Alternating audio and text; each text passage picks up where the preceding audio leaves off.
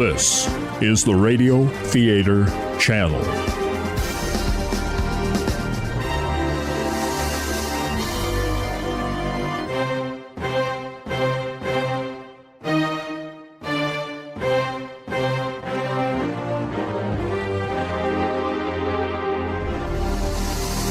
Frontier Gentleman, The Cannibal, 1958. In Chugwater, Wyoming Territory, there is a way station for the Cheyenne and Black Hills stage line.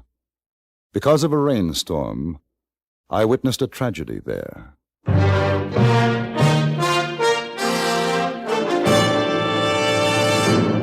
Frontier Gentleman.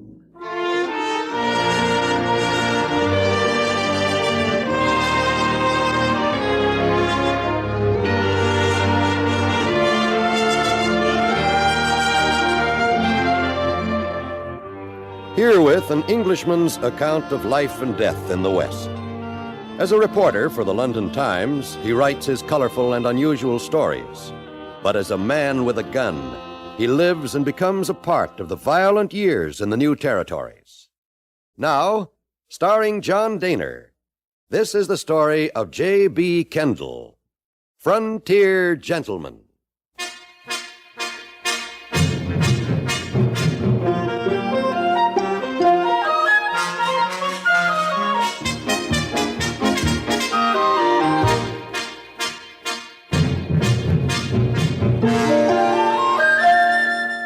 I was on my way to Chugwater.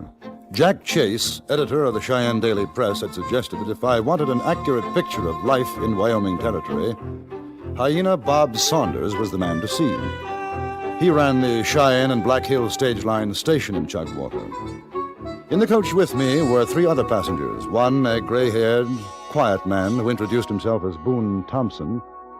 The others, Duncan Webster and his wife, Rose. Webster, a dark-faced, handsome chap of about 40, was unaccountably nervous. His wife, composed, in her middle 30s, a strong face, not unattractive. Our driver, Bill Cuttle, had expected us to arrive at our destination in the late afternoon, but a bad storm delayed us so that it was dark before we pulled into the Chugwater station.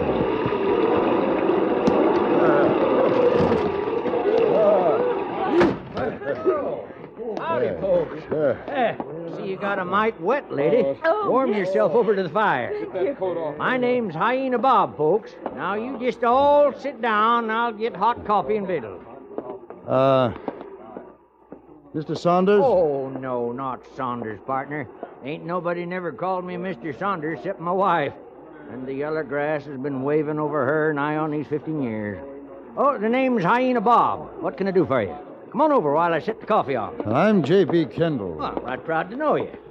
Jack Chase mentioned your name. Chase? Yes. That little feller looks like a rooster stepping high in the mud. Newspaper feller, Chase? Cheyenne Chase? Yes, that's the one. Why, I ain't seen him in 2 years or better. How is he? Oh, it's fine. Nice feller, that. You know, he done me a right smart favor once. You a friend of his'n? No, not a close friend, no, He but... still got that newspaper of his'n? Yes? Oh, here, you stir that, will you? I'll get the mug Yes, down. certainly. You, on your way up to Deadwood, mister? No. As a matter of fact, I came here to see you. Do you say? I'm writing a series of stories on the West for my paper in England. Do you say? Newspaper feller yourself, huh? Yes, Jack Chase thought you'd be the most likely person for me to talk to in Wyoming. Ah, don't see what call he had to say that. Of course, I ain't saying I ain't got a story or two. Well, that's what I'm hoping. Hey, Cuddle, how goes it, huh? Hey, you old grizzle heel.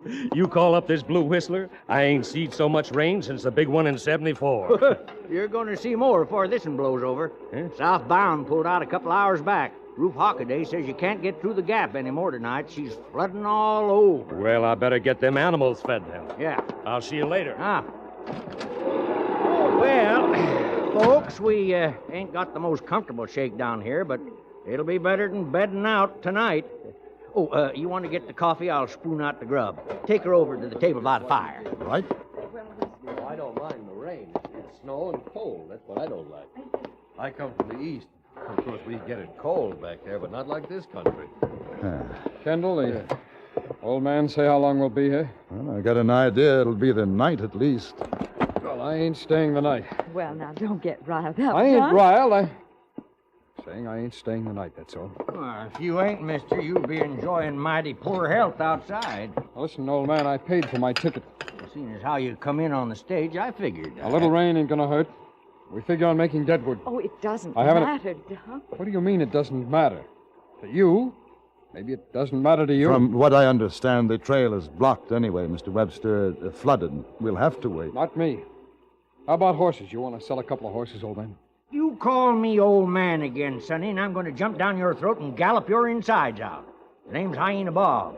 No, I don't want to sell no horses. There ain't no horses to sell. Who do you think you... It'll only be until morning. Sure, it's not so bad. Now, you eat something, Dunk. You'll feel I better. don't want anything to eat. Now, leave me be, Rose.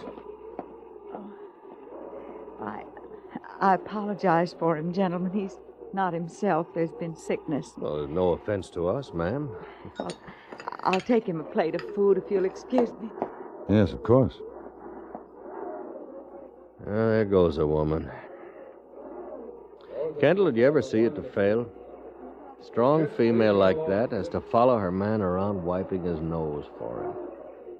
Look at him, sulking in the corner like a whipped kid. Well, here's your grub, boys.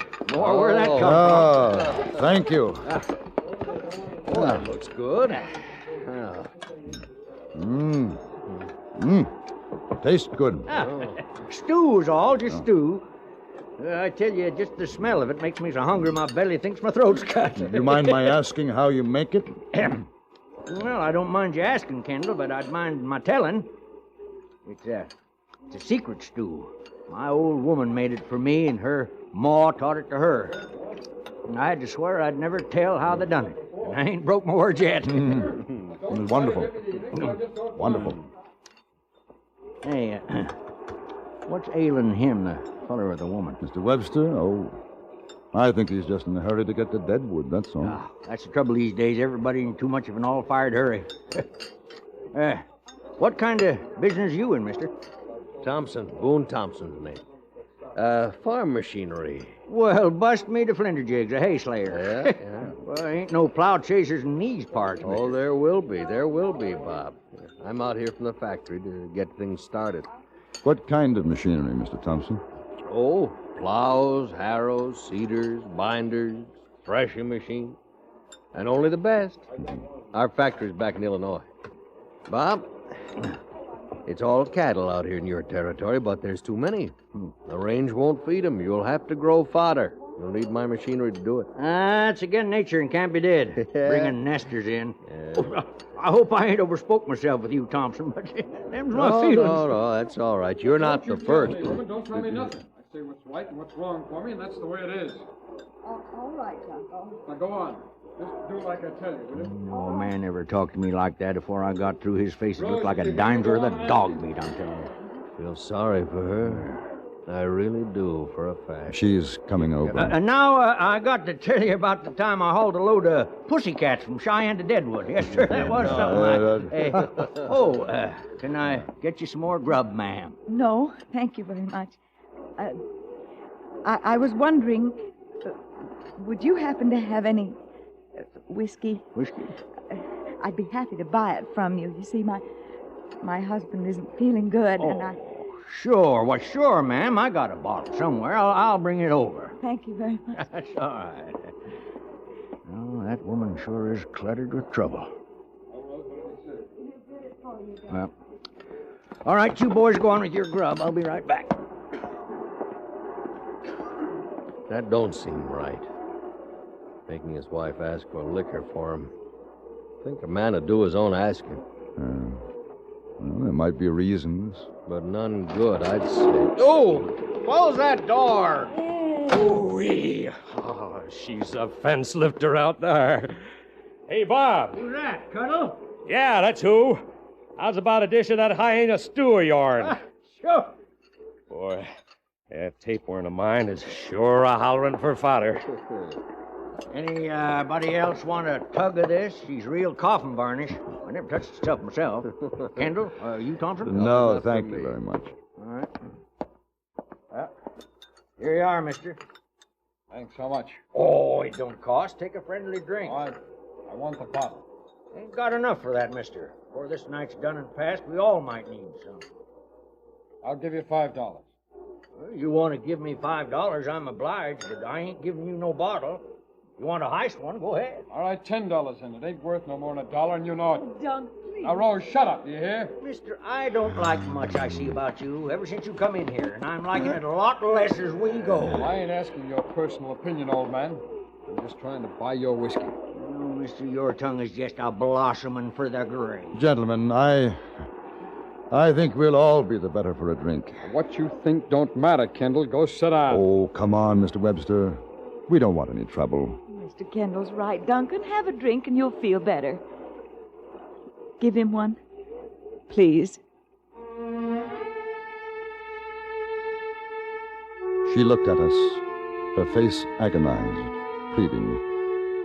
It was Hyena Bob who poured the tin mug full of whiskey. And as Webster reached for it, I saw the black snout of a derringer protruding from under his sleeve.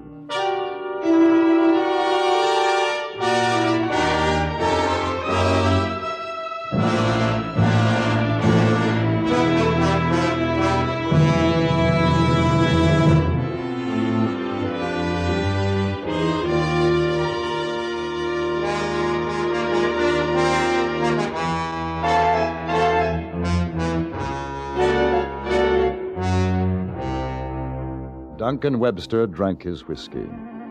I noticed his hand shaking as he put down the empty mug.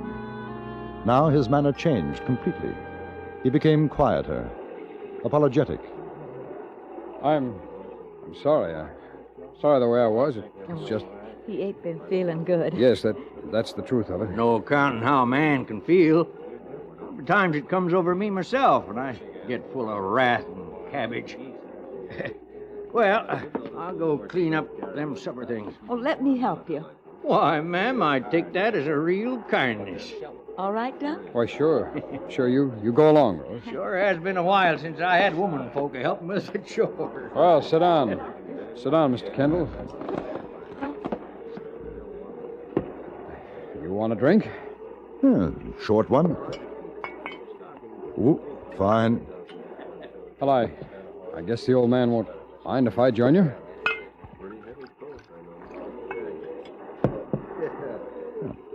Good luck. Yeah. Good luck.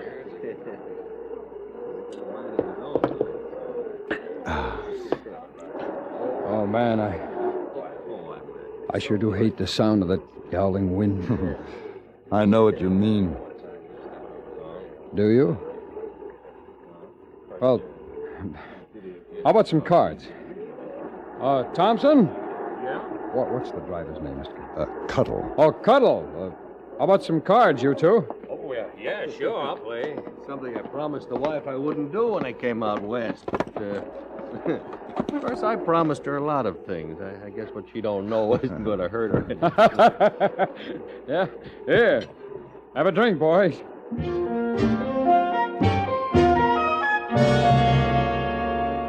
After a few minutes, Hyena Bob joined us, and we played for about 2 hours.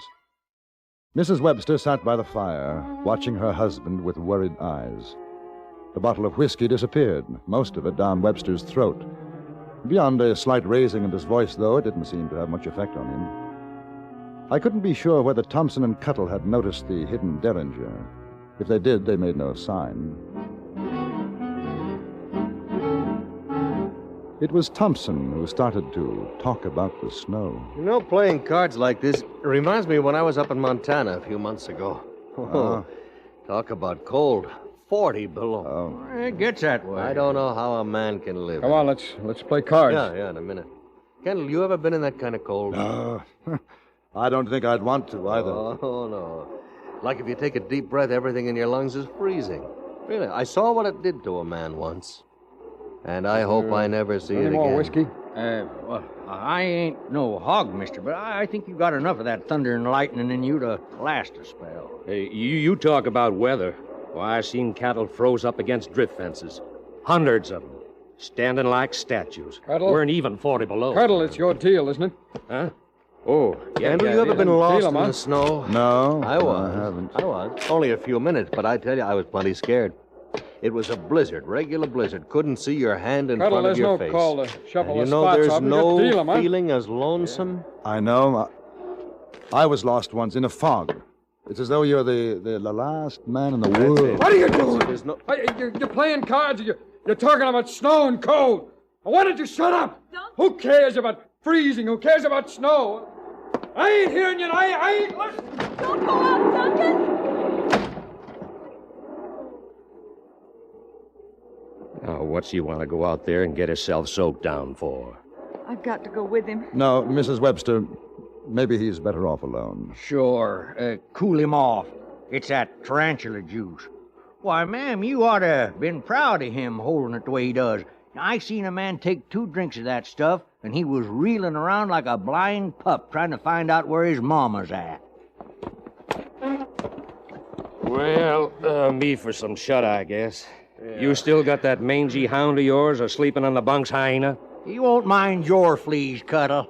Well, I'm kind of particular who I breed my fleas with. Good night, ma'am. Good night, Cuddle. Hyena, you got a place for passengers to get some sleep? Oh, sure. Just follow Cuddle, Mr. Thompson. All right. Ladies' quarters is on the other side of the hanging blanket, ma'am. We don't usually figure to have folks putting over at this stop. Thank you. Good night. Good night, Mr. Good night. Thompson. I'll go out and see your husband ain't drowned yet, ma'am. When he gets like this, I never cross him. Just gentle him along. He's sick. Oh, I'll do the same. Bob. Oh, yeah? Bob. Huh? He's got a derringer in his sleeve. I know. I eyeballed it. And I ain't worried.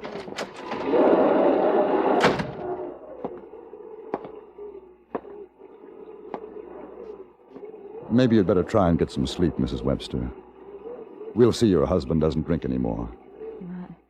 I sometimes think he's better off with the drink. You say he's sick? Oh, it ain't nothing for doctor's cure. He wasn't always like that. Not a dark man when he was first married. It's a thing that happened to him once, and he won't talk about it. I guess maybe you can call it some kind of sickness. Is your home in the territory? Oh, it's been no one place for the past 3 years. Duncan's been a traveling man, one job after another. He don't hold 'em long. What does he do? Oh, a bit of everything. He's good at most all he tries his hand at, except mining. Now, that's one thing that he just... Now, what are you doing, mister? You trying to make love to my wife? Make love to... Duncan, there's no call to think such Oh, a ain't thing. there? I seen him giving you the eye on the stage on the way out here. That's No. enough, Webster. Aren't you man enough to find your own woman? Now go to bed. You'll feel better in the morning. Mister, don't you go telling me what Oh, to do, you stop hear? it! Stop it! Haven't you done enough? Enough what? What, Rose? Tonight, everything. No, come on. You were going to say something else. Now finish up. Enough what? Let her alone, Webster. You feed off your own range, Kendall. I'm talking with my wife. What were you going to say, Rose? No. You don't want to hurt her, Webster. Look, I told you, mister. I'm sorry, Mrs. Webster. You had to. Hey! Oh. Is he dead? No, I hit him. I knew that feller's tongue was long enough to cut his own throat. Better get the derringer off him. Sorry, ma'am, but I'm afraid your husband ain't got sense enough to be carrying a weapon mean as that up his sleeve. Let's put him on the bench. Use my jacket for a pillow, will you, Mrs. Webster? Yes. You know, I never did trust a man with a hit gun like that. Begging your pardon, ma'am. Yes, why does he carry it, Mrs. Webster? He's afraid. Why, he wanted? The law after him? Oh, no. No, he's just afraid of something. I don't know what it is. And he won't tell me. He just keeps it inside. It makes him like this. I don't know. What do you figure, Kendall? I don't. What's the matter? Webster had an argument. He lost, is all. What, he tried to draw on you, Kendall? No. He's just drunk, Mr. Thompson. Hey, don't either of you say anything. I've been waiting for this chance for a long time. Duncan, why did you do it? What's he talking about? I don't know. Why? Why did you kill them, Duncan? Cold. Cold, yes. Cold and alone. You were alone, yes, and what happened? I had to. You had to what? Hey, you Hold you it let now. go of me. Let go of me! Help me! Let go!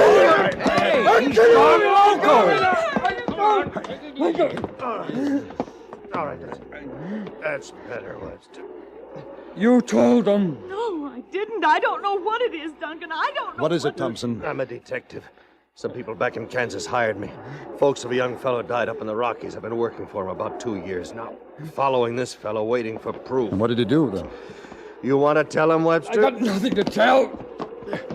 He went up with 4 other boys hunting gold. The story he told when he came back was they got lost, separated from each other. Well, that's true. It's true that's how it was. Your wife is right here, Webster. You want me to say the rest? Let go. Let go of me to say it. Don't listen. Get out. Don't listen to him. He's lying, Rose. Get out. What did he do, Mr. Thompson? No, please. Don't say, Mr. Thompson. I'll admit, I'll tell. I killed him. I did. I never said, Rose, I couldn't tell you. It's been with me all the time. I killed him. But it was for the gold. The gold, that's why. But you told me you were alone. I was lying. We got lost up there, wandering around, and by accident, we found the claim. I shot him to keep the claim for myself. What did you do with their bodies? I threw him in a ravine. That's the way it happened. That's the way, Thompson. Yeah. All right, Webster. That's the way it could have happened. Why didn't you tell me, Dunk? I couldn't tell you, Rose. I'm sorry. I'm sorry, Rosie. I just couldn't help it. We were lost. In the cold, I didn't know what I was doing, Rose. I dream every night. I dream it so bad I want to die. Maybe you'll be better off when you do, Webster.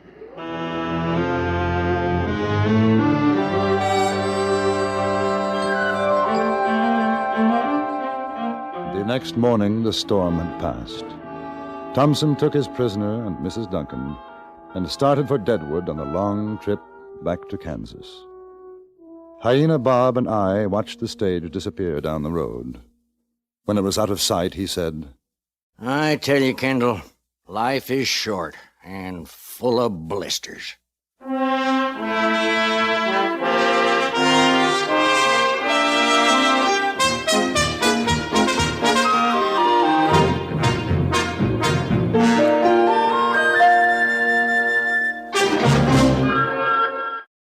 Playing some of the best prime times in history on the Radio Theater channel.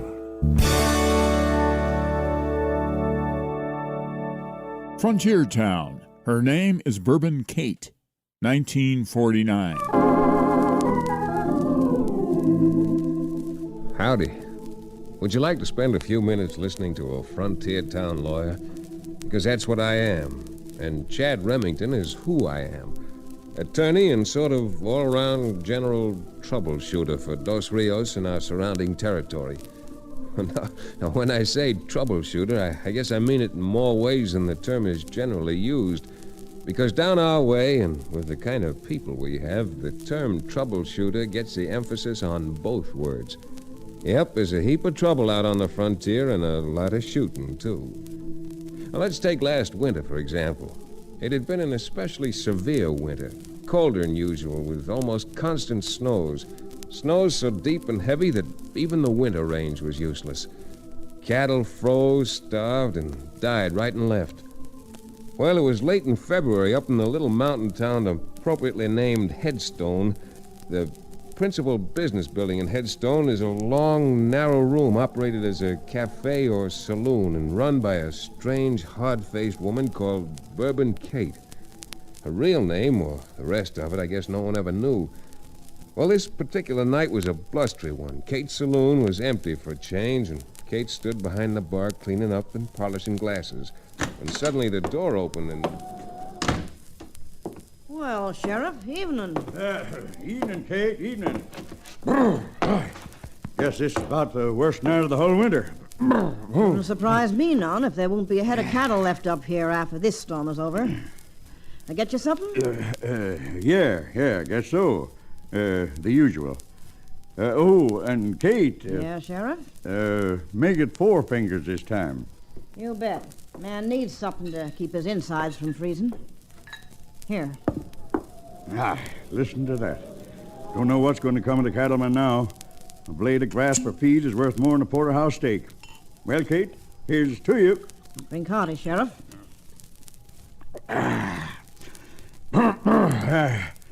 Worst part of it is there ain't a man among a lot of them that's got money enough to buy even a hatful of feed. Another one, Sheriff? Yeah, thanks, Kate. Don't mind if I do. Yes, sir. Rate we're going up here, Headstone would like to become a ghost town now. With the bank shaky like it is, where can the ranchers get help? Wouldn't surprise me none if the bank closed its doors before the month's over. Sheriff, I tell you, we ought to... Hey, looks like you got one customer, Kate. Yeah, what a night. Snow's clear up the treetops some places. Yeah, bad one for sure. Yeah. Kate, if you don't mind, I'm going to sit down over there by the stove. Not at all. Make yourself to home. Now, mister, something I can do for you? You're Bourbon Kate, ain't you? That's my name. I'm Ben Madigan. Got a quarter section up in the Rimrock country up high.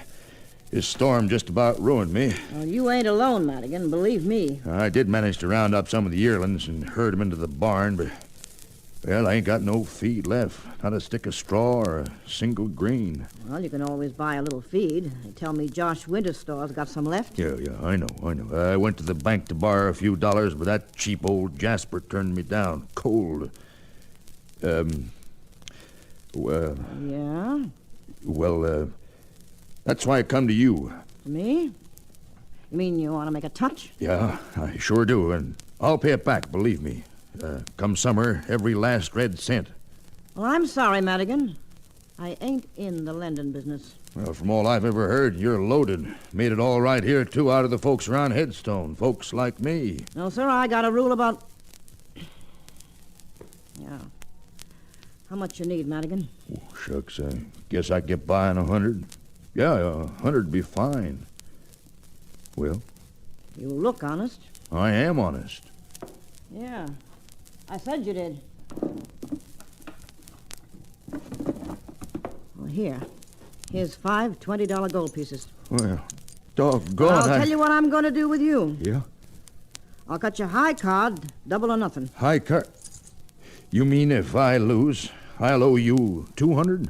If you win, you won't owe me a thing. Yeah, you don't have to run a bank. 100% interest. You mean you won't cut high card? Oh, no, I'll cut. Okay. Oh, here's the deck.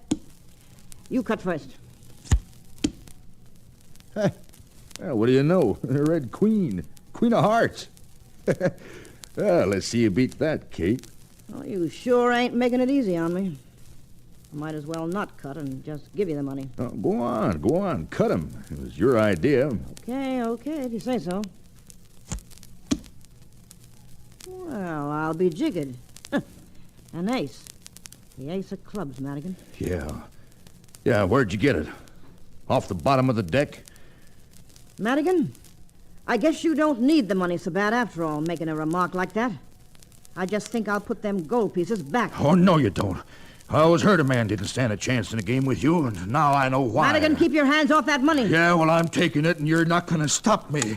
You understand? Why, you loco-brained idiot. Put that gun away or I'll... Hey, look out! Well, I'm sorry, Kate. I wouldn't have done that if he hadn't pulled his gun first. Kate, what's that red on your shirtwaist? Couldn't you see I was just trying to make him a present of that money and... Why, that varmint plugged you after all. Here, I'll... Sheriff, don't waste your time. You leave me here and go fetch the doctor.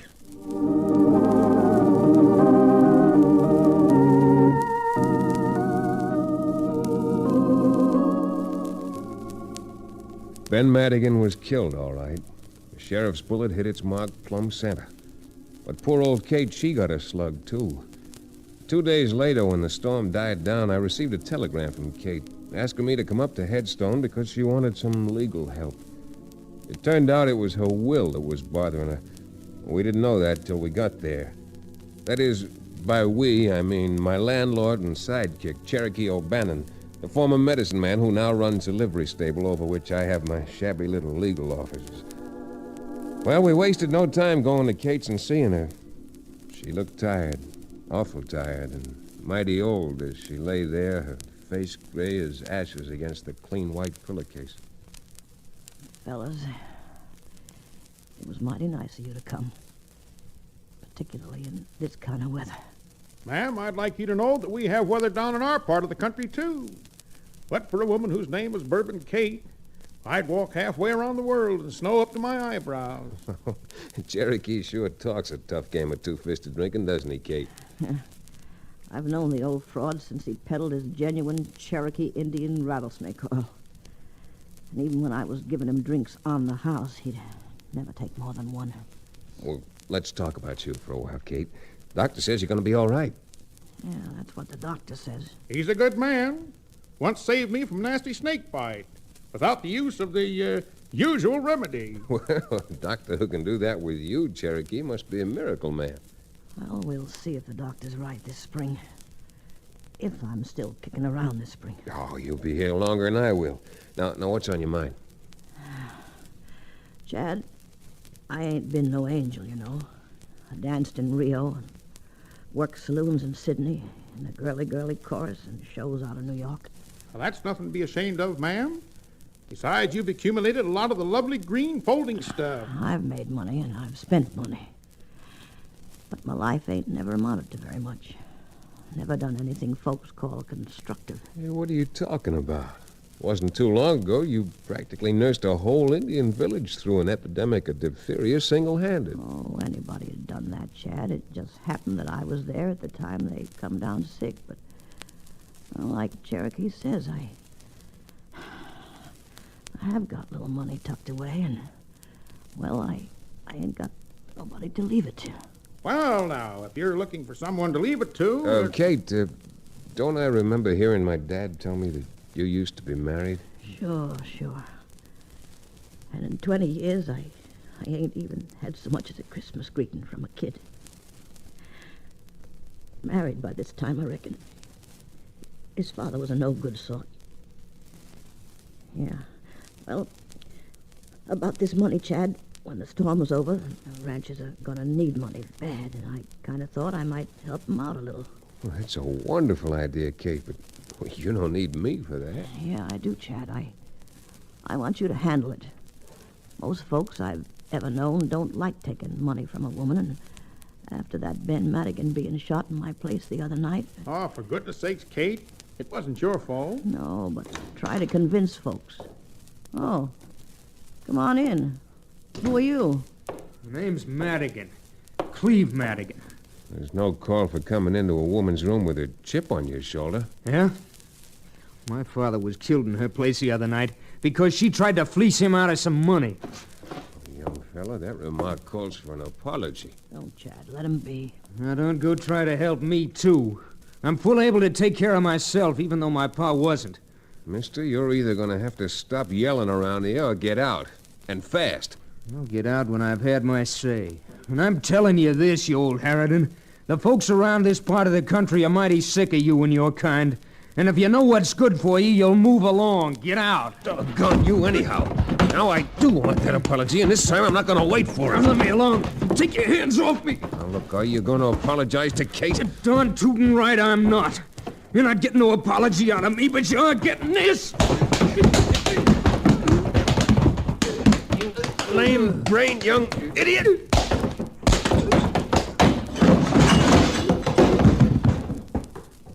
Chad, you put that young pup to sleep for the rest of the winter. Chad, you shouldn't have done that. You shouldn't have done that. After the way he talked to you and about you? The boy was upset. He's upset right now after what Chad just did to him. Chad, that money I was talking about. Yeah? Because that Madigan boy's father was killed in my place. I want to see that the Madigan family gets help. Every bit of help. And with every last penny I got. Oh, but Kate, don't You're you... my lawyer, Chad, and as my lawyer, I'm giving you my orders. That Madigan family is going to get all the help money can buy.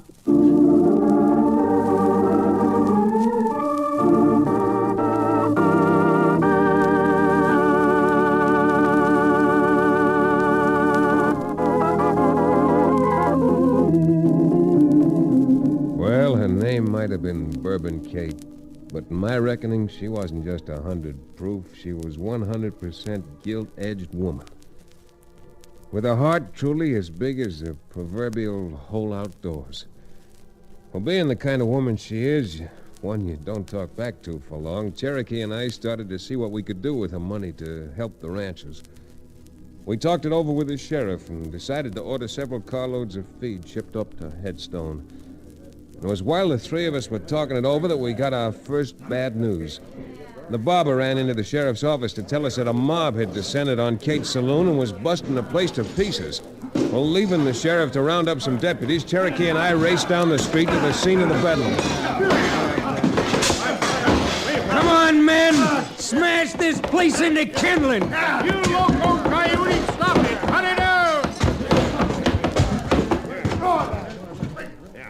Now, that's Bourbon Kate's bodyguard. Don't listen to him. Go on, let's finish the job. Madigan, unless you want to go to jail, you'll stop inciting these men to riot. Now, look who's talking. Come on, let's throw him out. Okay, anybody who thinks he can, step right up. I'm stepping up, mister. Oh, good. And you're stepping right in. Right into this.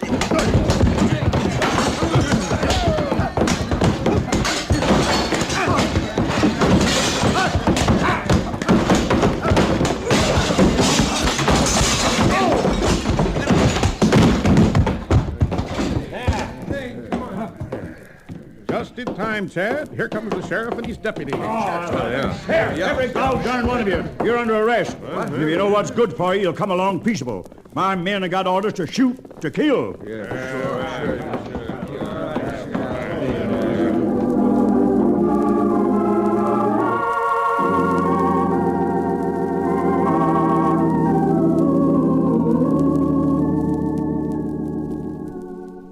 The sheriff didn't hold anybody very long, but his prompt appearance did break up the riot. The next day, Cherokee and I rode out to the Madigan place to pay a call on young Cleve Madigan. Whoa there, boy.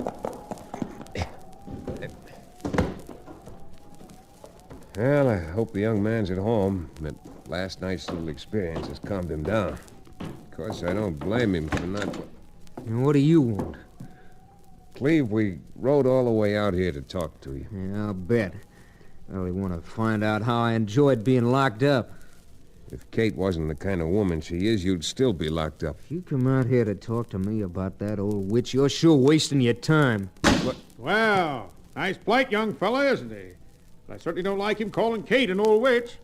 Yeah, Cherokee, the sad part of it is that someday, pretty soon, he's going to swallow those words. I just hope he doesn't choke on them. Come on. Best place for us is back at the sheriff's office.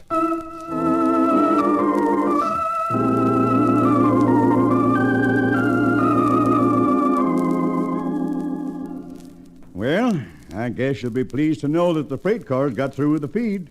Pulled in while you were gone this afternoon. They're down at the siding. That's certainly a relief. Oh, by the way, how's Kate? Have you heard, Sheriff? Well, I talked with the old Sawbones a while back. He says the wound don't amount to nothing no more, but she ain't getting no better. Says he just can't understand it. If you ask me, and you may if you wish, I think Kate's lost her spirit. Her fighting spirit. Well, no wonder. All she's been through. And that...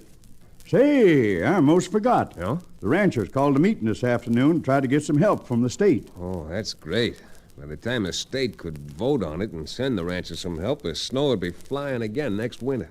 Well, all you've got to do is go to the meeting and tell them about the feed that Kate's bought for them.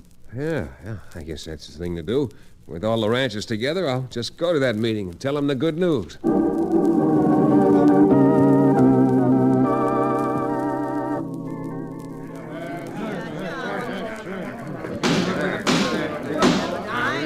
All right, folks. Quiet down now.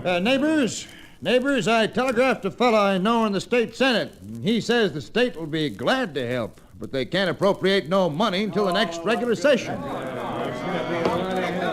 Excuse me, but may I say a word? Why, sure you... Say, you got a nerve coming to our meeting after what you pulled the other night. Now, look, you're in trouble, all of you. I think a mighty good slogan for this meeting might be, let bygones be bygones. Let him talk, Rod. He's so full of hot air, if he talks long enough, he may melt off all the snow and we'll get some grass around here again. Cleve, that isn't a bad joke. I'm going to accept it as a joke. But I came to this meeting to tell you that at the Junction siding outside of town, there are 5 cars of feed. Sure, there are 5 cars of feed. And from what I hear, the feed was bought by Bourbon Kate and brought up here. And she's going to try to charge us $70 a ton. Now, wait a minute, Cleve. Oh, you're talking like a wild man. Are you trying to tell me that Bourbon Kate doesn't own that feed? No, I'm not, but you... If she thinks she's going to squeeze blood money out of us, she's better off dead. And for one, I'm in favor of going down to the siding and putting a torch to those cars, just to show her what we think of her. 8 a.m. in the morning. What's got to you, men? Haven't you got any... Come on, men. At least we'll be warm around here for a while. Get some pitch torches and let's be getting down to the railroad track.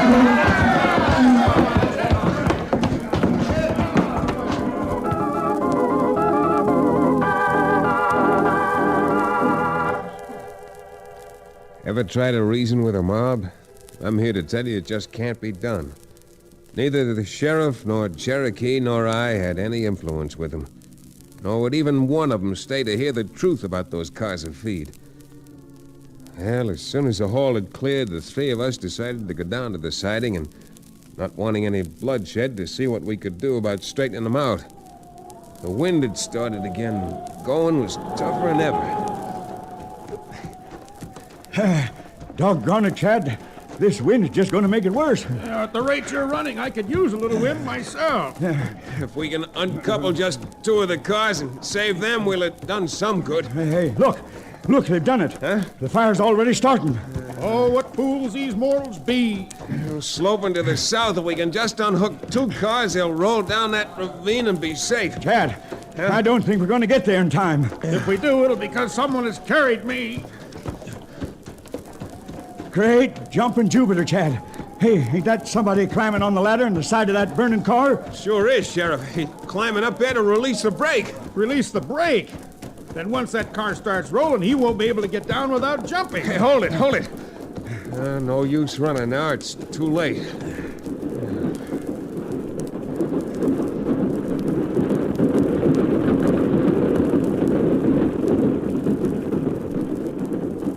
Chad, am I seeing things, or did you see what I saw? Oh, Cherokee. We saw it, all right. Yeah, that sure was a close one. You boys cut that car loose just in time.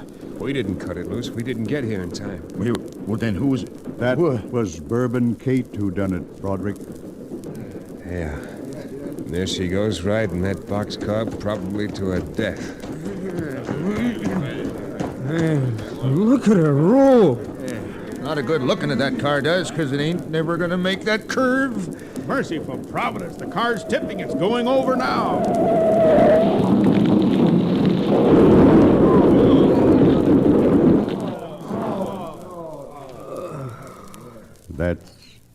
That's the end of her.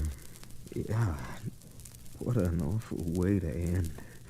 Smashed up in the wreck of a flaming freight car. Son, come on back to town with me. You and I have a bit of talking to do.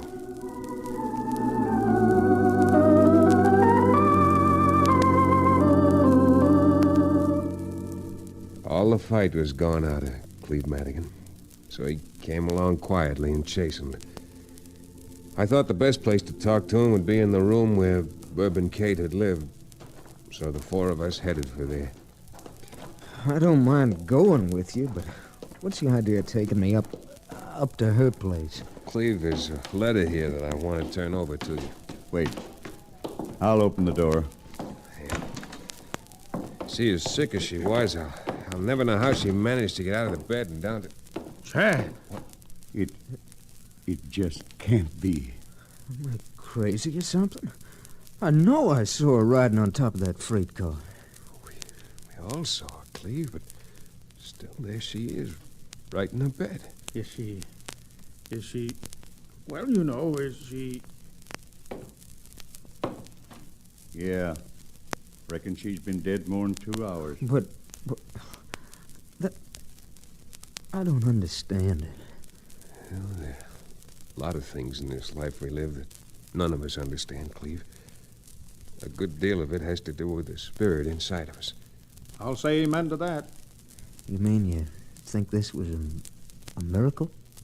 I'd be a pretty poor mortal to judge miracles, Cleve. Maybe after you read this letter... Letter? Letter from who? It's a letter for you. It was written by you. It was written by the woman we knew as Bourbon Kate. Cherokee, I think you and the sheriff and I had better be on our way. Goodness knows we don't want to be around if there's another miracle performed tonight.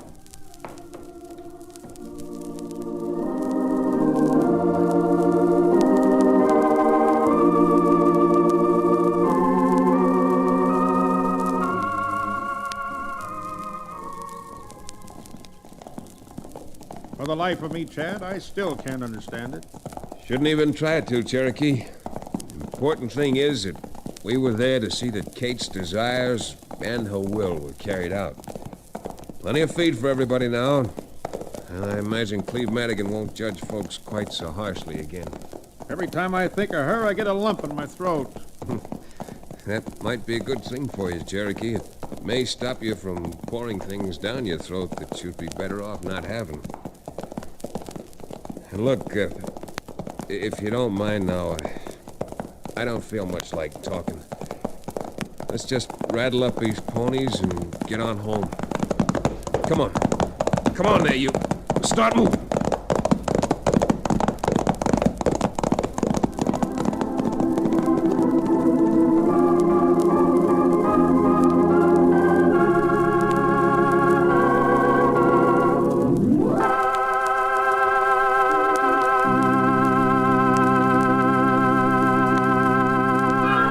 This is the Radio Theater Channel.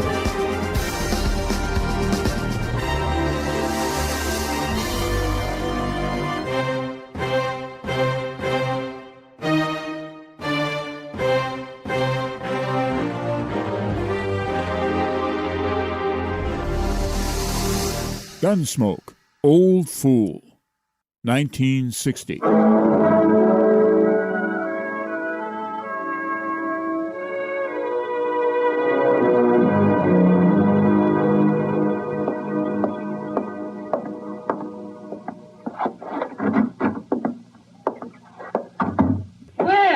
Morning, Doc. Kitty. Oh, you finished breakfast? Yeah, but sit down. Have some coffee with me. Thank you. I think I will. To what do I owe this honor? Eh? Why aren't you having breakfast with Matt or Chester? Well, I would, but they're out of town. Well, that's flattering. Oh, now, Kitty. Where are they? Oh, they went fishing. They left last night. Said they'd be back this morning sometime. Well, you should have gone with them. Did man invite you? Yes, but I couldn't go. I promised old man Bass I'd have some powders ready for him last night when he came into town. Old man Bass? Who's he? Oh, I don't think you know him, Kitty. He lives out near the little Barton place. It's just him and his wife. They don't come into town very often. Oh, they're nice people, though. Salt of the earth. More coffee? Don't mind if I do. Thank you. That's good, thank you. Yes, Hannibal and Della Bass are quite a couple. They've been married about 45 years. Fine people. You selling marriage, Doc? There's nothing wrong with it, is there? I don't know. Never had much chance to find out. You're not telling me you've never been asked. Yeah, I've been asked, all right. But not by the right person? Maybe that's it. Look, this is pretty heavy talk for 8 o'clock in the morning. Yeah, I guess it is at that. Let's get back to, what were their names? Bass. Hannibal and Della Bass. Oh, you'd like them, Kitty. I tell you what, I'll take you out there one of these days, huh? I like that. Good, then we'll go.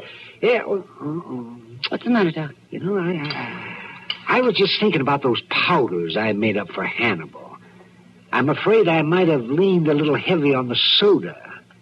Well, that won't hurt him, will it? Oh, no, it won't hurt him. Of course, he might feel a little bubbly for a day or so. But, come on, Doc. Take your coffee. Bubbly.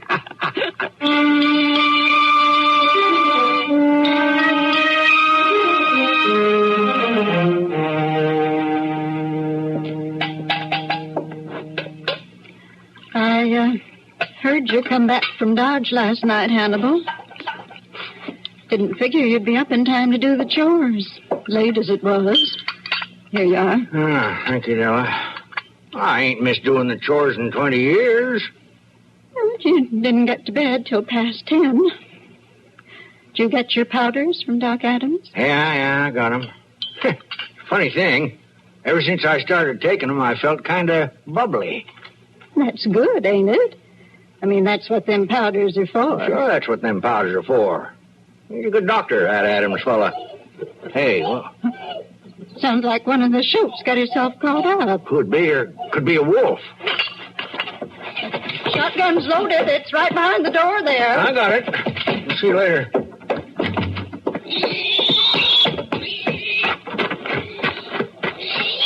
All right, hold on there. Don't you, mister, don't you... Stealing pigs, huh? Please, mister. I'll put him back. And easy. Now, young fella, I reckon I got the right to shoot you. Hannibal, what's going on I here? caught me a pig thief, and I aim to shoot him. You do no such thing. Who are you, son? Ain't seen you around here before? We're Nestor people about 20 miles north of here. Huh? What's your name? Dunch Hezpeth. Suppose your whole family's out marauding through the countryside instead of working and making out honest. Now leave him be, Hannibal. Poor boy's half starved. He ain't no boy. Nothing gives him the right to steal my pigs. Well, I'd have paid you back sometime when we were making out better, maybe. Thieving ain't no way to make out for no man. Hannibal, you hitch up the wagon and take this boy home. You tell his people what he done, they'll punish him. If people's any good, they'd have brought him up right to begin with. Well, you take him out there and you see. Oh, I swear, Della, you're treating him like he was candy. You do what I say, Hannibal. You take him home. Well, all right. You know something, boy? You was mighty lucky she come out when she did. All right, let's get walking.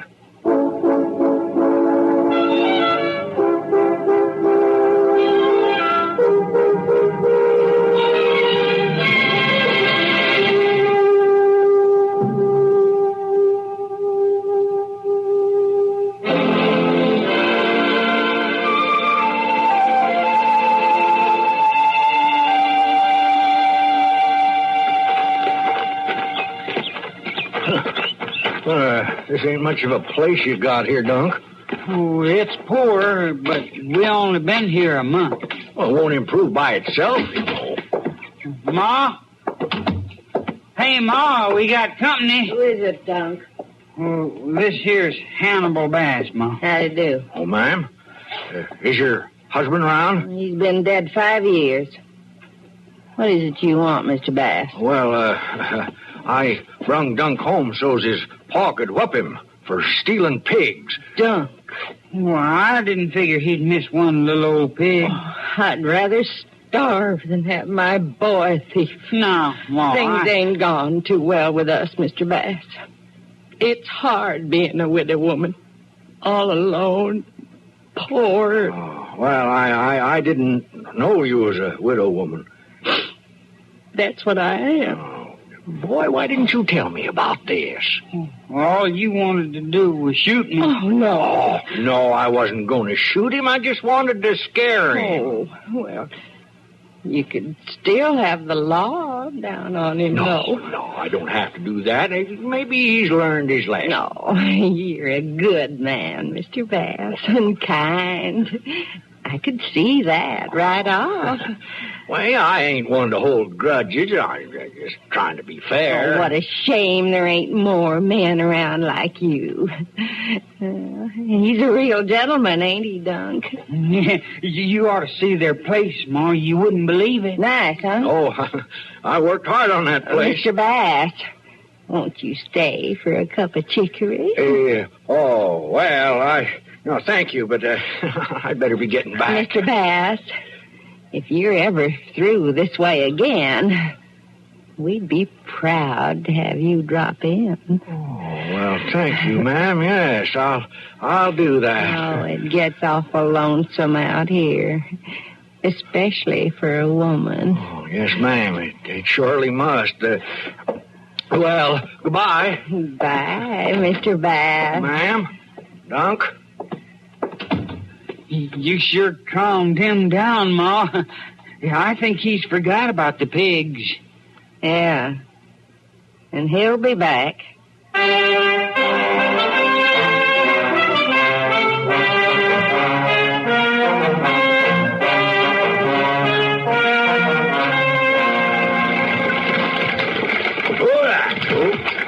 there, Mr. Bass. What you got there? Got a surprise for you, Dunk.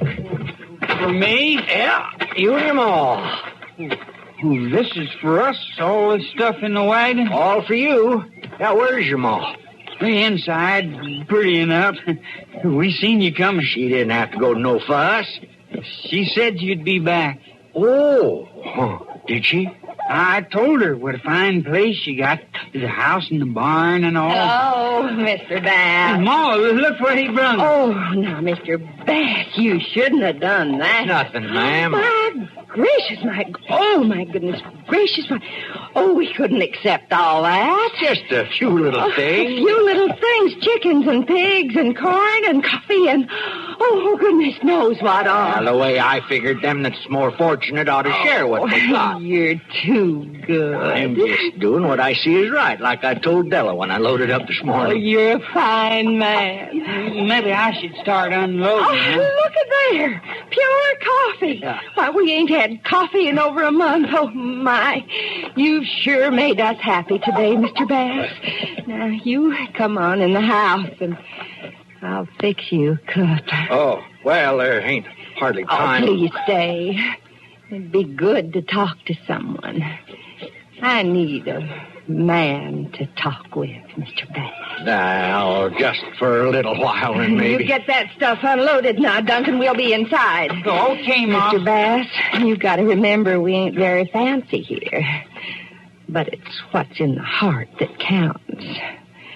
You come along now.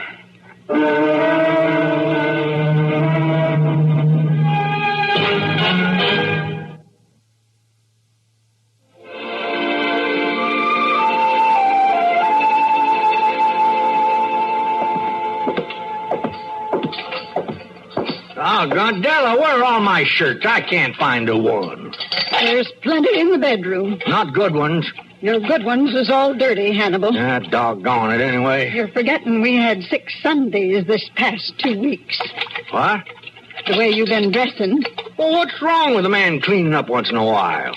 Nothing at all. Hey, you know you're getting mighty sour, Della. You're always on me about something. Oh, well, now. Matter of fact, I don't know as I ever pleased you. Not from the day we got married. I don't think I could ever please you. Don't you try to turn this around on me, Hannibal Bass. Oh, you just don't understand me, Della. You never did.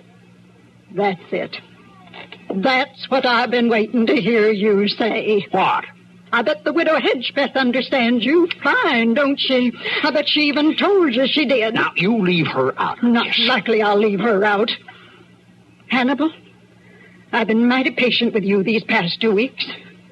But my patience is gone. Well, so is mine. I'm through, Della.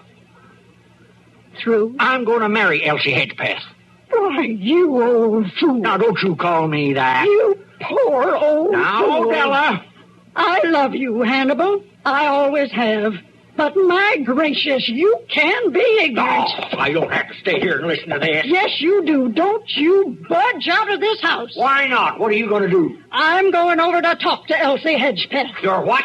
That woman may be too smart for you, Hannibal, but she ain't too smart for me. You look here, I won't stand for You'll this. stand for it, all right. There ain't nothing else you can do. You're just going to make a fool out of yourself. We'll see who the fool is.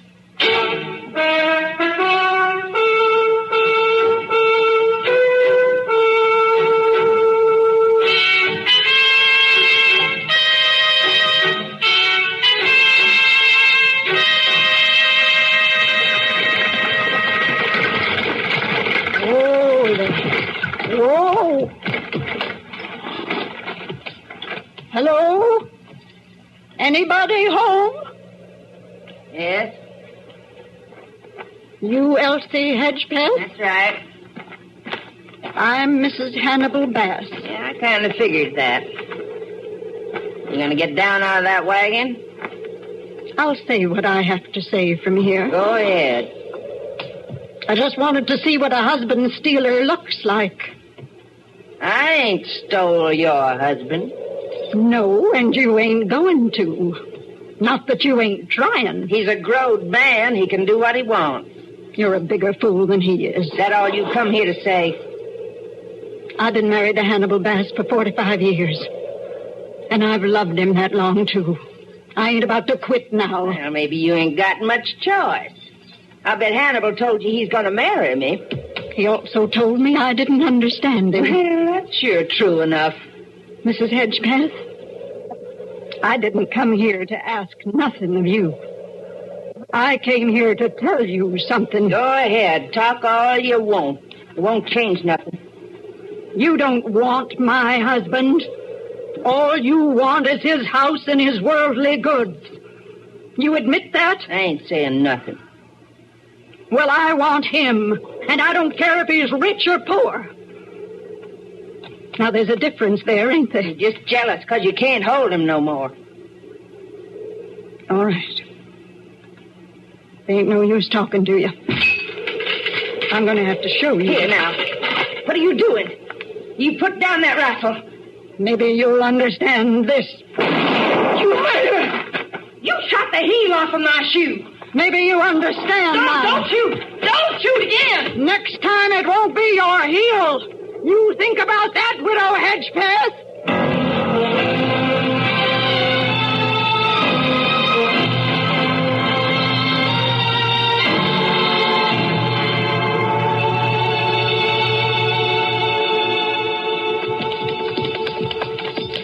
That's peaceful enough looking, ain't it? Yeah, from here anyway. You reckon that's her standing up there? Yeah, must be. Come on.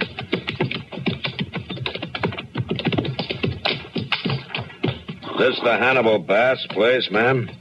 It is. And then you must be Miss Bass. That's right. Well, I'm Marshal Dillon from Dodge. You mind if we get on? You're welcome, Marshal. Thank you. This is Chester Proudfoot, Miss Bass. How do? Proud to have you here, both of you. Come inside and I'll fix you some coffee. Well, I think I better tell you what we came here for first. Oh? Hannibal ain't in some sort of trouble, is he? No, ma'am. I'm afraid you are. Me? Judge Blint issued a warrant for you. The complaint says you tried to shoot a Miss Hedgepeth. That. Marshal, I'm too good a shot to try and shoot somebody. You sure convinced her. She rode all the way to Dodge to tell the judge about it. Did she say anything to him about how she's been trying to steal my husband? To run off with him? No, ma'am. Well, she is. Now, if you'll excuse me, I've got to get this milk inside out of the sun. Can I help you, ma'am? Oh, thank you. I can manage. How can you let her go like that, Mr. Dillon? She'll most likely be back out of that house with a gun. I don't think so. Well, why on earth not? She's a pretty strong-minded lady. Yeah, but I don't think she's a murderer. Maybe the judge got taken in by that Miss Hedgepeth a little bit. Here she comes. Miss Bass, where's your husband? Over to the widow woman's, like he's been every day lately. Oh, I see. Marshal, let me tell you something. This is a good farm. Took Hannibal and me a long time, and a lot of hard work to get that house and barn up. 5 years, in fact. If you got some good stock out here, too, hogs and all. We do for a fact. And that's why the widow Hedgepeth is after Hannibal. This place. She wants it. But it's still against the law to go around shooting at people, ma'am. I guess you're right. It don't seem to have made no difference anyway. I just wish there was some way to bring Hannibal to his senses. Miss Bass, you said your husband was over at the Hedgepeth place, huh? Yes. How do you get there? Straight north. Just follow the trail you come here on. Why? Maybe Chester and I will ride up there. I'd like to have a talk with your husband. That's kind of you, Marshal. But it won't do no good. Well, we'll try, anyway. He's going to marry that woman, Marshal. And so far, I haven't been able to think of a thing to stop it. Well, let's see what we can do, Miss Bass. We'll see you later.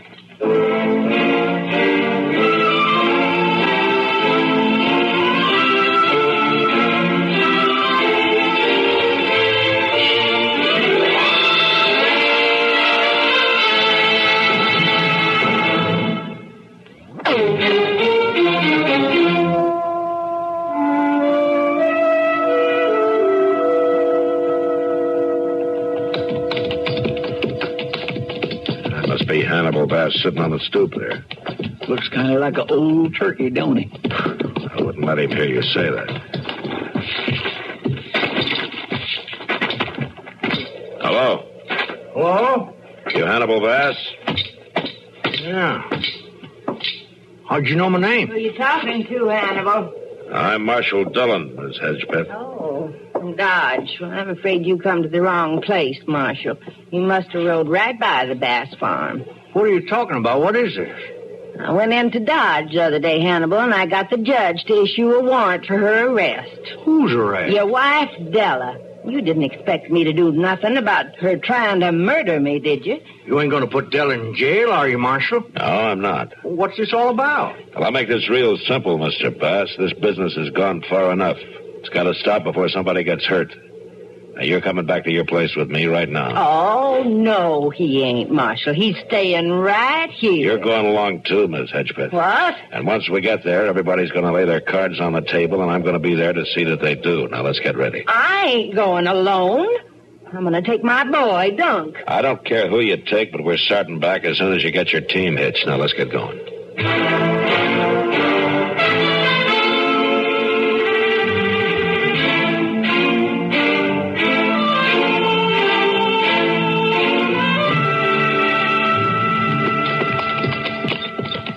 You know, Bass place will be right around that bend, Mr. Dillon. Uh-huh. It'll be good to get in out of this hot spot. Looky there. Yeah, I see it. Burnt to the ground, the whole place. Come on.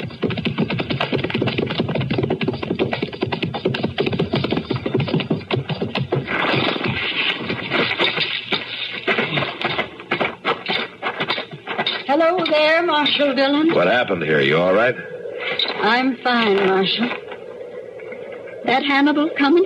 Yes, they're right behind us in the wagon. Good.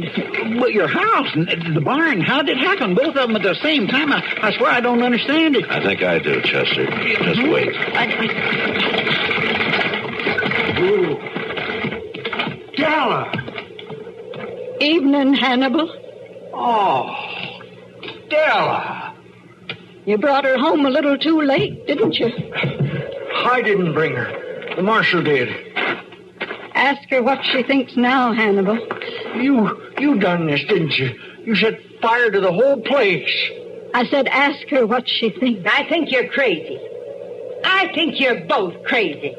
You still want to marry? Dunk, turn this wagon around and drive me home.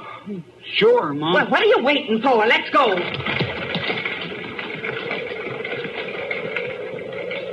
Well, Hannibal?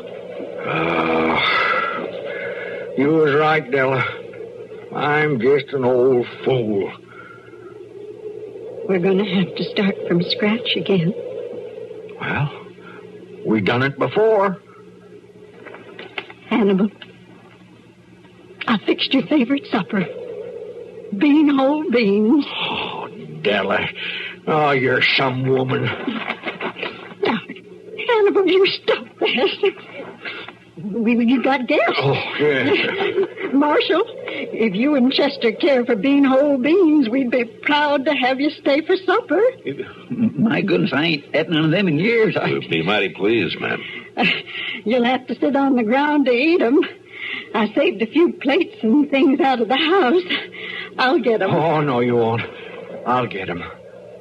You've done enough work today, Della Bass.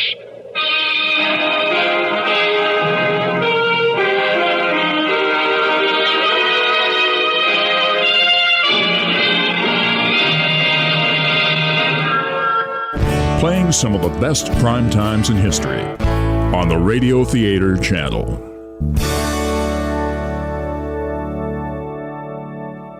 The Lone Ranger, The Raiders, 1938. Silver shod hoofs racing down the trails of yesteryear, carrying the famous Lone Ranger into thrilling new adventures. People of 7 states have seen him ride into daring action in the cause of justice.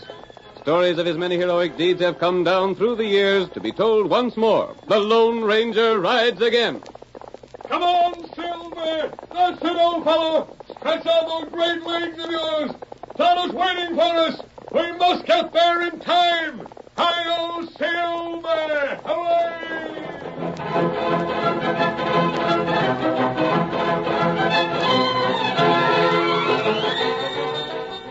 A mysterious band of outlaws terrorized the southwest of the United States. They burned homes, stole cattle, and murdered ranchers. The law was helpless to stop this, for they never left a trail behind that anyone could follow. As our story opens, we find the Lone Ranger and his loyal Indian friend Tonto racing toward the flaming buildings of the Box X Ranch. Get him up, boy! It looks like more work of the Raiders, Tonto. That's right. Come on, Silver! We might get there in time to find a clue. No man left alive there. I'm afraid not. Come on, Silver. This is the 3rd time we've seen this sort of thing. Possibly this time the gang may have made some mistake. Oh, Silver. Oh, boy. Oh, there. Steady. There's hardly any use to look, but perhaps there's someone here that can be helped. Tonto, there's a man still living. I need help. Steady. We're here to help you. See how badly he's hurt, Tonto. My head feels like it's most cracked open. Him got big bump on head. Not hurt bad. They hit me with a rifle, but I still can't see so good, mister. Take it easy. I thought I heard someone groaning a while back. Maybe someone else has survived the raid. Look around, Tonto. Me too. Here it is again. Help him, stranger. Here, other feller, lie. Who is it? Is that you, Sheriff Burns? I thought them devils had killed everyone. That sounds like Tom. If only my head had clear. It's me, all right. You hurt bad, Tom? They got me in the shoulder, but it ain't so bad. You'll be all right soon. My eyes is better now. Get around the light there so as we can see you, stranger. I reckon we ain't done for. Lie still. You've had a tough time of it. A masked man. Part of the outlaw gang. And an Injun. We aren't outlaws. We saw the fire and came to help. Is this your ranch? It's Tom Halstead's. Or at least it was. Ain't nothing left now. That's Tom, you see. I'm the sheriff. I see your badge. The name is Burns. Now, if you really aim to help, you can find a way to get us into town. We'll get you to town, all right, Sheriff. Have you any idea who the raiders are? No, we couldn't see none of them. This isn't the first raid by that same gang. They've struck at half a dozen ranches east of here. They have? Why ain't we heard about it? They never leave survivors. The news travels slowly in this country in spite of the railroad. Then we're lucky to be living. What else do you know about them? They attack at regular intervals, and no one has found their trail. Is that so? 3 weeks ago, the same men attacked 40 miles to the east. 3 weeks before that, they made another attack. And just 3 weeks before that, another. Land's sakes. And no trace of the cattle can be found. Never a trace? How do they hide it? I don't know, but I have an idea, Sheriff. Is your head better now? Yeah, it's aching, but I'll be all right. Well enough to ride in the morning? Where to? To trail the outlaws. If my idea's right, I want you along when I prove it. Mask or no mask, stranger, I'm with you. And you can count on me, too. You can't travel with that shoulder, Tom. Take it easy for a few days. Where? Them embers is what's left of my house. You come to town and stay at my place, Tom. We'll take you there as soon as Tonto finishes the bandaging.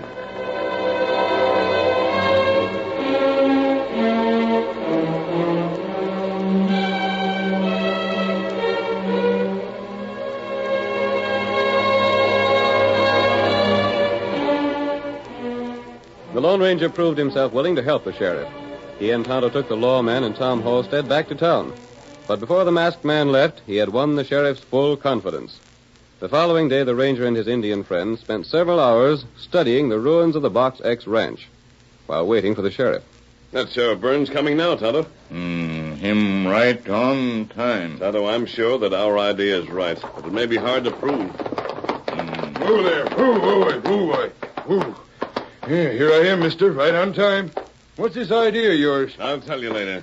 Tonto and I have already found a trail that might be that of the outlaws. Found it? How'd you do that? My friend is no equal in reading trails.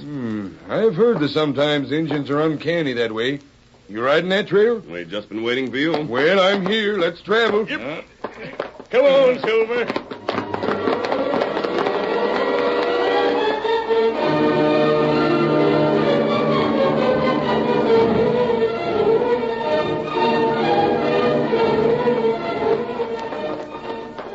You're right about that Injun part of yours.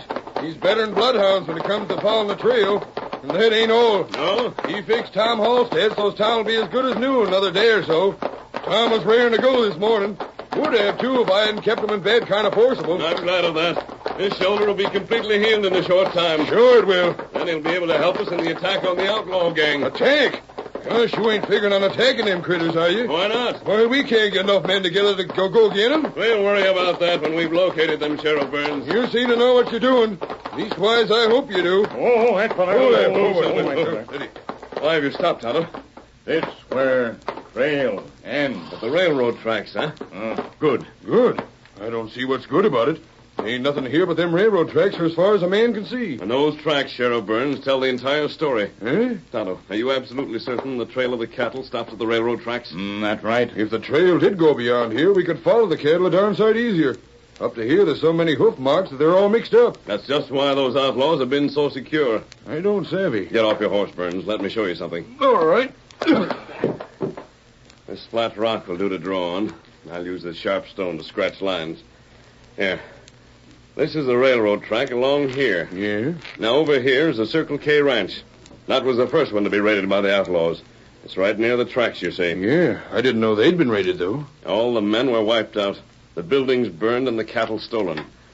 Now, coming along toward the west, we find the next ranch. Yeah? That was raided in the same way, just 3 weeks after the Circle K tragedy. The next ranch was west, and the next one west again. And so on till we come to the Box X. Tom Halstead's place. That brings us right here, where once again the cattle trail ends at the boundary of the ranch. Same thing happened in the other cases? Yes, and that proves that a railroad train was here to carry the stolen cattle to some market in the east. So that's how the polecats moved the Longhorns. It is. Then that means that the next attack should be about due when the next train heads east. Exactly. And it means it should come at Bart Cummins' ranch. That's the next place to the west. I'm sure of it, Sheriff. Shucks, what's the use of being sure? There ain't a chance to get men enough to fight them outlaws. They got an army of men lined up. All 2-gun men and well mounted. And suppose you just do nothing and let the outlaws take over the state. What? That's what you're suggesting. I'm darned if I am. I'm asking you for orders. Just tell me where we'll get the men to fight and then watch my gun smoke.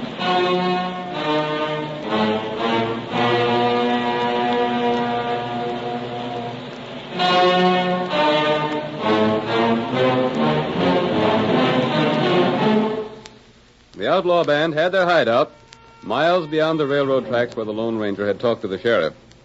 Their camp was well hidden, their trail always covered, and they felt absolutely secure.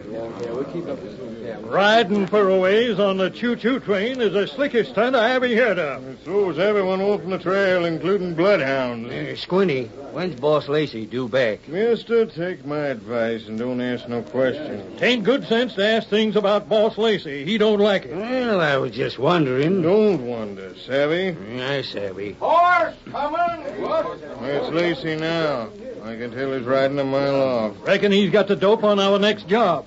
Maybe so. I wonder what it'll be. I told you not to get too curious. The boss will tell us what we need to know. Gosh, he looks so powerful mad about something. He is mad. Hey, you! Hey, take care of my horse. I got something to say to all you hombres, and I ain't going to waste words. I just found out that after the raid on the Box X, 2 men were left alive. But, boss... 2 men! Maybe they seen us. Maybe they can tell what we looked like and how we talked. Maybe lead a posse after us. You mean there's a posse on our trail now? Did I say so? No, Then shut up. Steve, you were supposed to see that everyone was took care of proper. Yeah, but How'd you come to miss out on Tom Halstead and the sheriff? I could have swore they was dead, along with the waddies. No, they ain't. Did they tell anything about us, boss? No. They don't know anything more about us now than they did before the raid. But that ain't no excuse for you, hombres. This is the last warning. From now on, if any of you fall down on your job, you get what we give the others. We've gone through all our plans on the next job, the Cummins Ranch. Using the train again? Didn't I say so? As soon as the train's in here, we move in on the ranch. Handle it same as last time, boss? Yeah, except for leaving survivors. We won't need to change our plans none. Squint, you and your boys take care of driving the cattle to the train. Yeah? Steve, I'm leaving you the job of cleaning out the waddies. And don't miss up again. I won't. Reed, you set fire to all the buildings. Si, senor. Some of our own men are working on the ranch. When we make our attack, they'll work from the inside and we'll work from the outside. That's a plenty slick scheme, boss. Now pass the time as you want, but stay in camp. When the train comes, we start. Squint. Yeah? What's on your mind? Listen, fella. Will you tell me just one thing? More questions? Yeah. My curiosity's getting the best of me. I'm hankering to find out how the boss works this here railroad business. Well, I suppose ain't no harm telling you that. Can't see as there would be. You see, it's this way. Lacey has a regular business worked out. He's got an office in Kentonville. That's on the railroad. Yeah, I know the town. A man there handles the selling to a cattle outfit in the east. They buy the cattle. When the man at Kentonville makes a sale, he arranges for the railroad to pick the cattle up at a certain ranch. The ranch we attack, eh? That's right. But don't the firm that does the buying know it's stole? No, the brands are fixed up and changed around. Yeah, what about the men on the railroad? Well, they ain't but 2, and they're both in the engine. Don't they know they're loading stolen cattle? They shut their eyes to things for what Boss Lacey pays them. He always uses the same men. That's why he has to wait for that particular train. He's even got a man on his payroll in the telegraph office to make dead sure the right men run the choo-choo train. Gosh, there just ain't no chance to bust up an organization as big as ours, eh? Not a chance in the world. I tell you, Pard, you're with a smart man when you're with Lacey.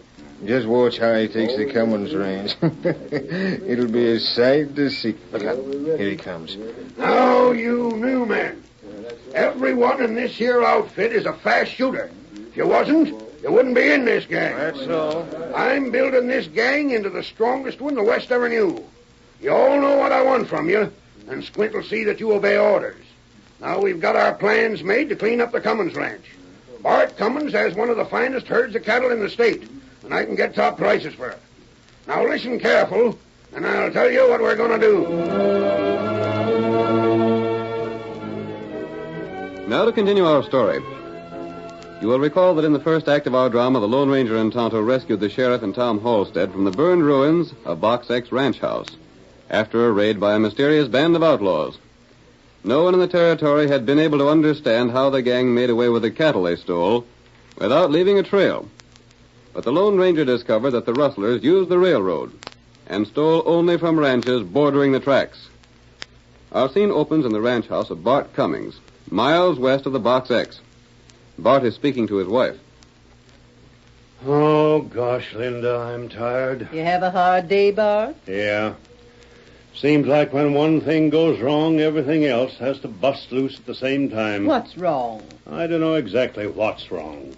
Nothing to put your finger on, but the hands is all excited about raiding and snoopers. What do you mean, Bart? Well, I told you what we heard about the raids east of here. The Box X? Yeah, but I reckon I better not say no more. No use borrowing trouble. Bart Cummins, you tell me what it's all about. Now, Lindy. You ain't worried none about them raiders, are you? Yes, I am. Yesterday, the boys seen a couple of hombres sneaking around and spying on the cattle. Bart, you mean... I mean I'm powerful afraid we're in for trouble. But we have plenty of hands to fight. You mean we had? What? I didn't tell you before, Linda, but some of the boys deserted a couple of days ago, soon as they heard this here raiding talk. Oh. I had to have hands, so I hired whoever come along. And I don't know how far they can be trusted. Maybe you hired some of the outlaws. That's what I've been thinking. I don't like the looks of the new men, but I can't run a ranch without help. It'd be a slick outlaw trick to have men right on the ranch they plan to clean out. Yeah. I'm telling you, Lindy, I don't like the looks of things.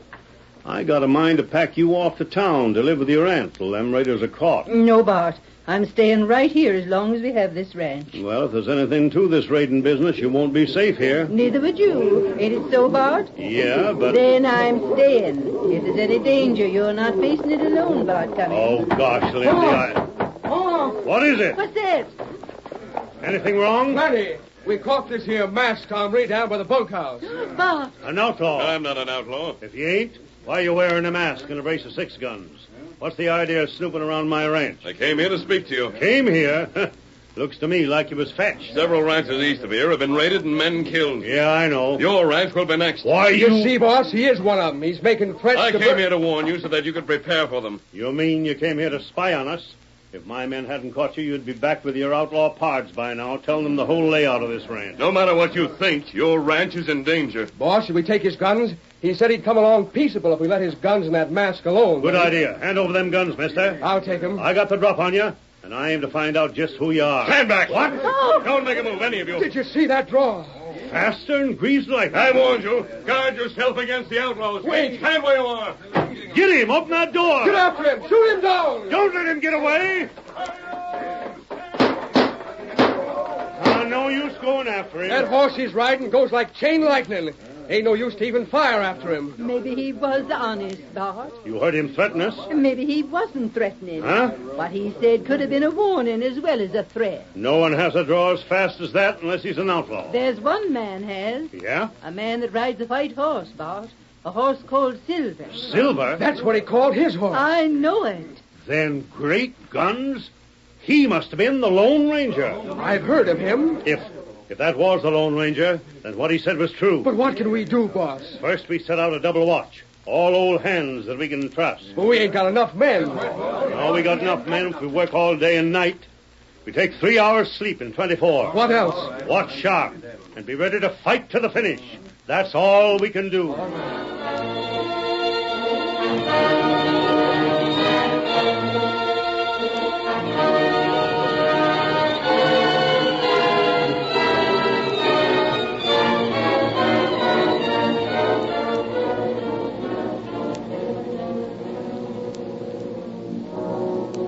Our scene changes to the town of Osage.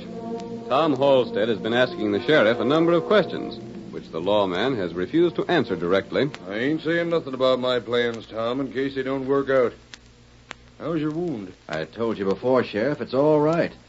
I'm as good as new, thanks to that Injun. Where is he, anyhow? I don't know. Well, ain't there anything you can tell me? For days now, we've been waiting here. Just waiting, that's all. Cleaning guns, keeping horses saddled and ready to ride. What are we waiting for? Can't tell yet, Tom. How long will it be before you can tell? When's the next train due? How in thunderation do I know? Last train meant the wiping out of my ranch. If I never see another, it'll be too soon for me. I reckon you'll see more trains, Tom. Maybe the next one will be as much good luck as the last one was bad luck. Are you sure the cattle thieves use the railroad? Ain't sure of nothing. I'm just waiting, Tom. That's all. Just waiting.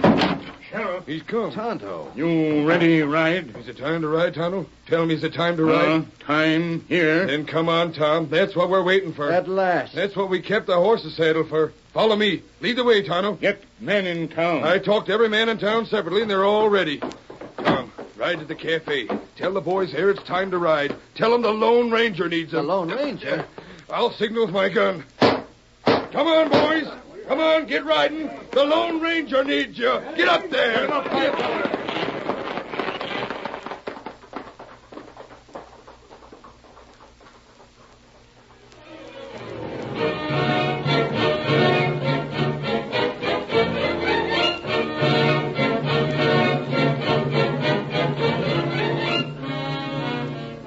Working quietly, Sheriff Burns had enlisted every available man in Osage. At his command, they mounted their horses and rode after him. At each ranch they passed on their way, even the smallest, the sheriff shouted to the men they saw. Come on, turn out! Turn out! The time's at hand! Get your horses and follow us! Get up there!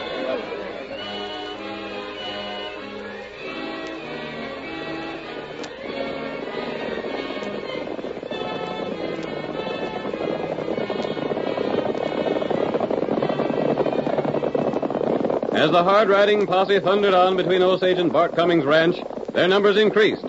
They passed through the sleepy town of Merida, and once again the voice of Sheriff Burns brought men to join them. Turn out! Turn out, boys! Get your guns and horses! Come along with us! The Lone Ranger needs you!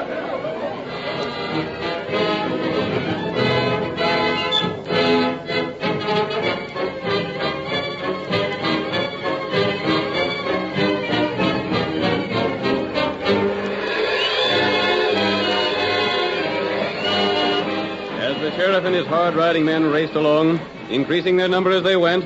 The outlaws prepared their attack.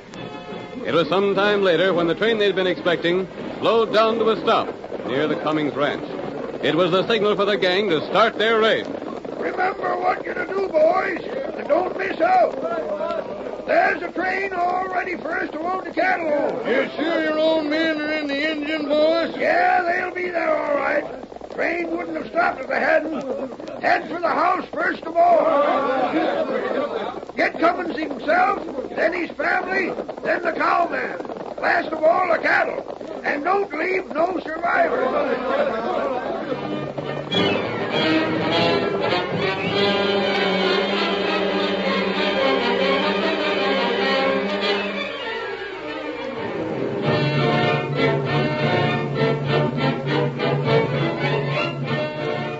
While the outlaws charged toward the house, Bart Cummings and 4 of his men drew their guns and stood ready. They knew their cause was hopeless, but they were prepared to make a desperate effort to defend themselves. We hear Bart as he cautions his wife. Lindy, you keep down beneath the window sill. I will. And as fast as your guns are emptied, pass them to me. I'll load. Oh, there they come.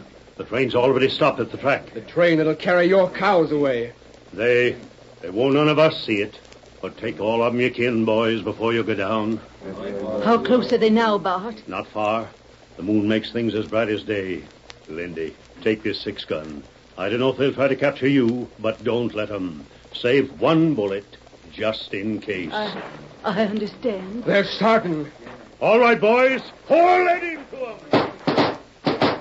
Hey, what? Yeah? They got more men aboard the train. Look, them cattle cars are pouring scores of men out. And horses. How many they got in the gang? Silver! Did you hear that? That's the same man we captured here. Great guns. Bart, the men on the train are fighting the others. It can't be true. It is. Look. Bart, the miracle has come. We don't need to fight. Look at them others riding down the field. Let's fight anyhow. Come on. Instead of waiting, we'll attack.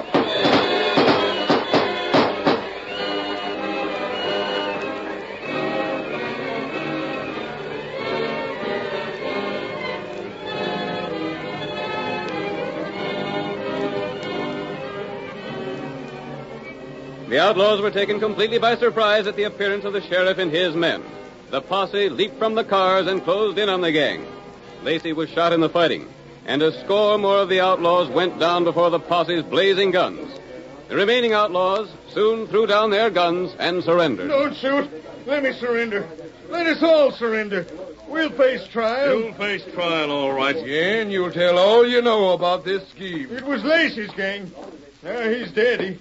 He had everything lined up. Where's my cattle? I'm Tom Halstead. Your cows are sold, but give me a chance and I'll help you get the cash. The engineer of that train was in the gang, wasn't he? Yeah, him and the fireman. I thought so. I had to rope them. They wouldn't help smash the gang by stopping the train and take the sheriff and his posse aboard. Stranger, I thought when you was here the last time you was making a threat. But then I found out what they call you. Come, Tonto. Sheriff Burns will take charge. Come on, Silver. Ah, that's him all right. Allers rides away without thanks. And Cummins, on top of everything else, he smashed the worst gang this country's ever known. Who is he? Don't know what right you got asking questions, but he's the Lone Ranger. Gosh, no wonder Lacey's gang was beat.